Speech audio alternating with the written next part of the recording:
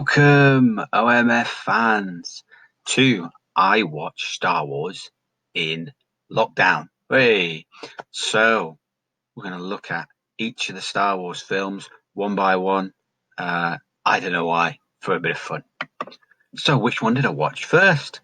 Well, Episode 1, because it's the first. No, hang on. No, it's not. No. And of course, people will tell you, oh, watch 4 and 5 first, and then 1, 2, and 3, and then 6, and then, yeah, whatever. Or you could watch it in a different order to that. But no, I watched 1 all the way through to 9 because then it's a story. Right. So this was a good start. Yeah, it was a good start. Let's have a look. I mean, it was a good start, except the script was rubbish. And the special effects weren't that much better either. I know they were big for 1999, but actually, when you look back, some of the stuff doesn't look particularly good. But here you go. So this is the story that kind of gives us the idea that Anakin Skywalker could be the one to bring balance to the Force. Now, I don't really know why the Jedi's are so big on this because there's about 1 million Jedi's and one hidden Sith. So surely a balance to the Force would mean less Jedi's, you know. But and that's what happens, you know. But so not very wise from those wise people.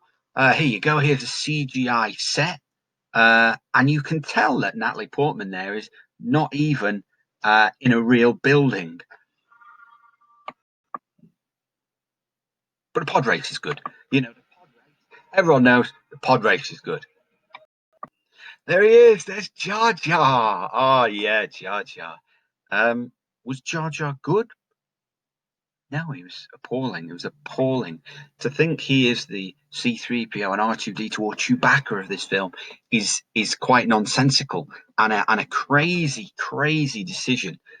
Some of the things he does are just so daft that any seriousness is taken away. It's Star Wars; it doesn't have to be serious. But uh, what are they doing here? What are they doing? Is Jar Jar the problem, though? Well, I would say not. I would say when we look at this film, you can see there is a scene where Shmi Skywalker, Anakin Skywalker, and Jar Jar are all in the same scene, which is in a computer-generated hut in Tatooine. And you just watch that scene, you see that this film is everything that is wrong with the film is right there. Liam Neeson, look.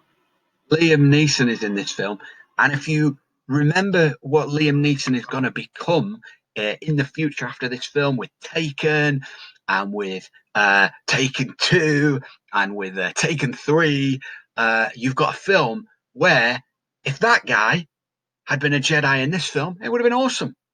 Not only that, you've also got Samuel L. Jackson in this film. So if you'd had Liam Neeson as the modern Liam Neeson and Samuel L. Jackson, Mace Windu as, well, just Samuel L. Jackson as two Jedi's, better film.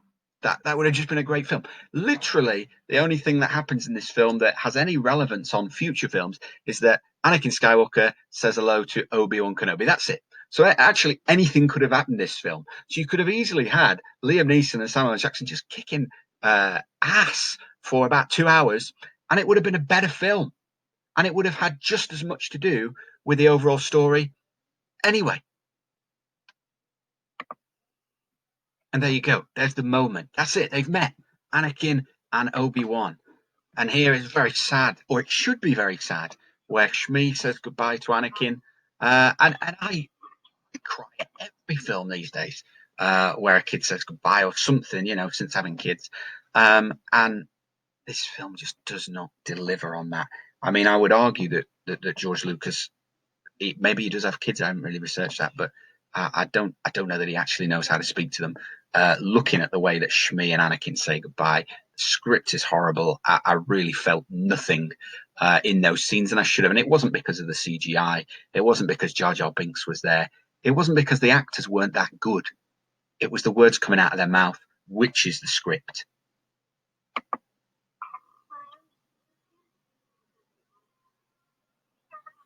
She's okay. She's okay. The scene's okay. The crowd there, There you go. They've met. That's it. That's the whole movie.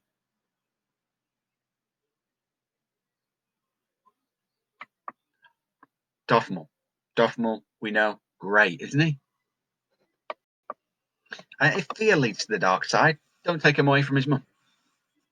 You know?